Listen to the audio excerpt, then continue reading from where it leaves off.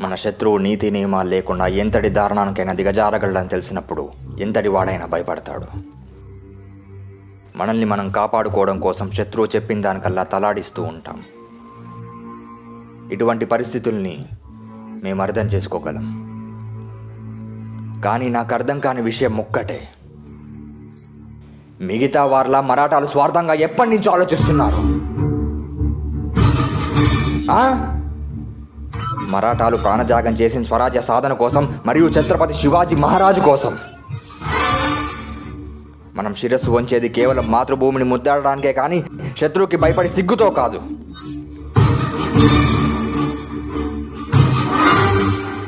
మన రక్తంలో ప్రవహిస్తున్న పూర్వీకుల పౌరుషాన్ని నేరుగా ఎదుర్కొనే సాహసాన్ని ఔరంగ్ చేయనేలేడు. గద్దెనెక్కడం కోసం సొంత వాళ్ళని చంపిన వాడు మన విశ్వాసాన్ని కొనాలని చూస్తున్నాడు. ఇది మరాఠాలకే అవమానం. స్వరాజ్య సింహాసనం కొన్ని లక్షల మంది మరాఠాల బలిదానం వల్ల నిర్మితమైంది. ఈ యుద్ధం స్వరాజ్య స్థాపన కోసం చేసే యజ్ఞం. ఆ మహాదేవుని సాక్షిగా ప్రతి పౌరుడి సంరక్షణే మన లక్ష్యం. హిందవి స్వరాజ్య స్థాపన సాక్షాత్ ఈశ్వర ఇచ్ఛ.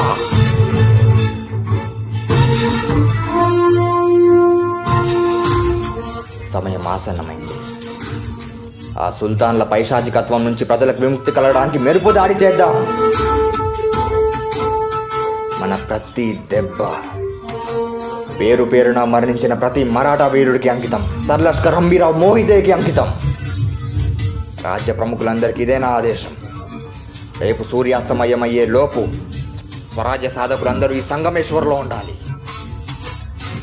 చీకటి పడ్డాక అంబాగార్ దారి నుండి అగ్నిశ్రంలా ఔరంగ్ వైపుకి దూసుకెళ్దాం. ఔరంగ్ని వాడి మద్దతుదారుల్ని కాల్చి బూడిద చేద్దాం. జై భవానీ, జై భవానీ, జై భవానీ. నమ పార్వతీ పతయే హర హర మహాదేవ్.